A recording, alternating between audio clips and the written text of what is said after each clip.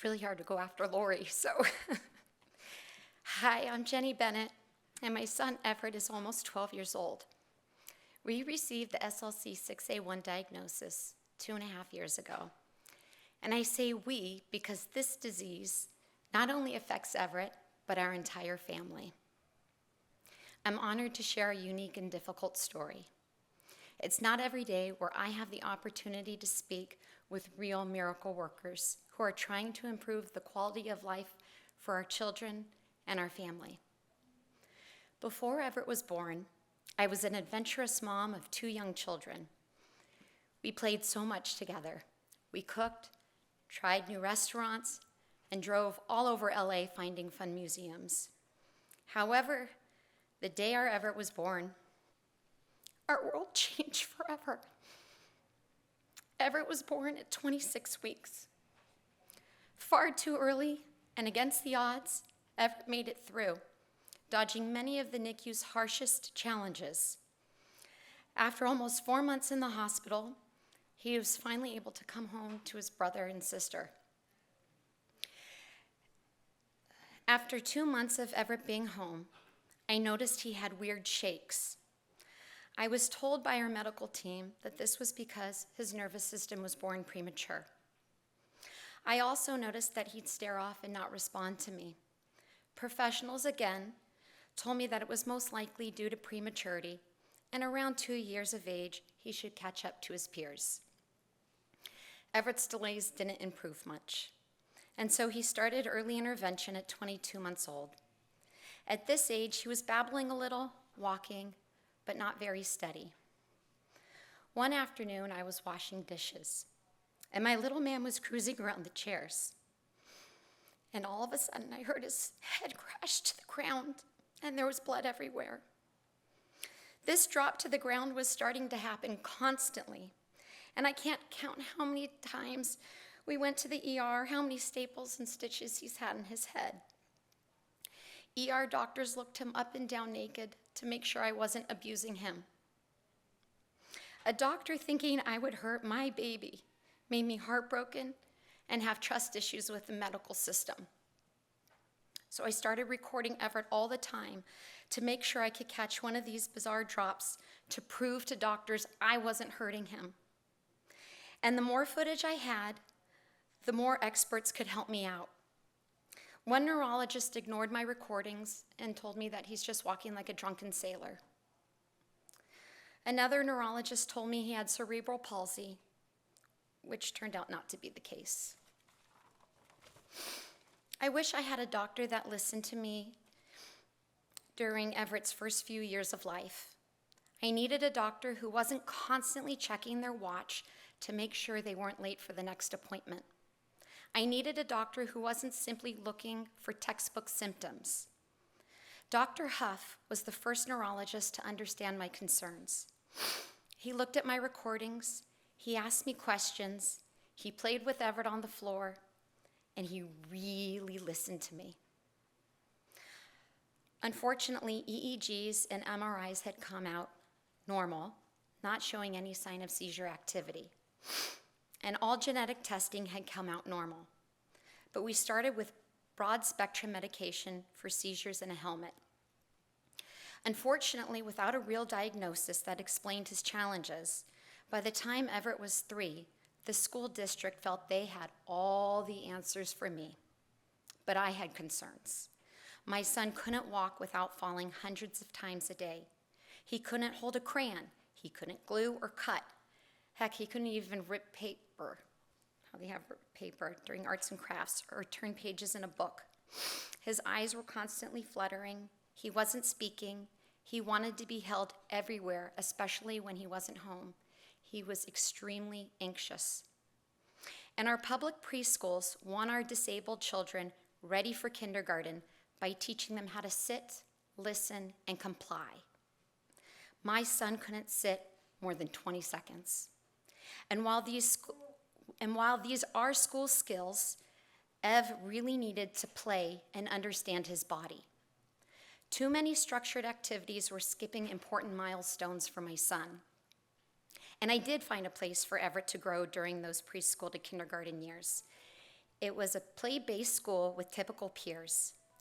Everett had real friends that wanted to learn how to be his friend, even though he couldn't speak. They even decorated his helmet with stickers for every holiday. I knew I would never find a beautiful place like this preschool. When it was time for Everett to enter first grade, I had some more tough realizations about our public school system. Unfortunately, our district is more concerned with disabled students complying rather than their mental health. Everett would be miserable and challenging with his behaviors if he had to sit in a classroom when his body needed to constantly move. As a former teacher, I decided to homeschool.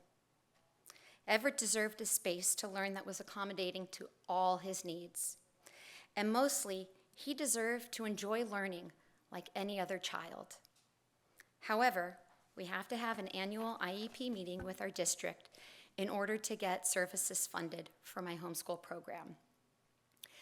Everett's school week consists of working with a BCBA, an OT, an AAC specialist, an adaptive PE coach, a music therapist, and a house filled with family and love. We are all constantly collaborating with each other, which is key to Everett's growth. And many of his therapists are here today to learn more from all of you because they really care about my son. And Everett adores his team. But my only sadness about homeschooling is Everett doesn't have friends his age. This, however, isn't any different from what he would experience in the district. Once during an IEP meeting, the school OT made a goal for my son to clean the lunch tables after the typical children had eaten and left for recess. They actually considered this a socialization goal. This shows how little they expect from our children. Even our local therapy clinic cut our buddy club for the most impacted kids.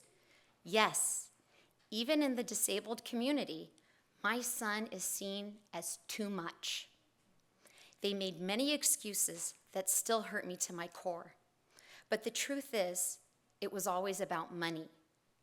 To so many districts and organizations, our children are only seen as dollar signs in their system because they need the most support, and they don't want to spend the money. But with the right support, our children are capable of so much more. Since Everett has been homeschooled, his communication has skyrocketed. Using his AAC device, Everett is able to tell me his silly jokes, poop in underwear, and let me know activities and adventures he'd like to experience. It's meaningful to him and therefore motivating. This is exactly the learning that is appropriate for my son. The more joy he has, the more he is engaged with the world around him. Because of this, it's my life's mission to facilitate a learning environment where he thrives and finds happiness. But my son feels trapped in his body. He wants to do things that his condition prevents, and this angers him so much and so quickly. He will go from extremely enthusiastic to pulling hair and biting within seconds if he feels misunderstood. Everett needs constant attention to self-regulate, and if he doesn't receive it, he will scream and self-harm or even push our bodies where he wants us to be. Everett will be 12 next month, and that is 12 long years of living in full-fledged survival mode, never able to relax, and fearing if I let my guard down for even a second, something catastrophic will happen. Yes, I have severe, complex PTSD. I cannot drive alone with Everett. I cannot take him places without my husband or his behaviorist because of his aggression and his lack of patience. I am suffering too. This is debilitating on a level most can't understand. Currently, I'm devastated that my husband will drop our eldest off for his freshman year of college this coming summer without me. Ev doesn't travel well, and we can't find overnight support. He's a lot. And I don't feel comfortable putting others in a position of possible harm. While I have accepted and love Everett for who he is, I need more for him. We cannot do this alone, and our children really deserve more. I'm grateful for every single one of you. You are all here because you want to make a difference in our lives. We are desperate for your support to make this disease less of a burden on our children. Our families need you. Everett is here if you'd like to interact with him later. Ask him about Angel's Flight, LAX, or the Disney Hotel. He's definitely a proud SoCal boy. He might even tell you his favorite 80s bands. Hint, Tears for Fears. Thank you.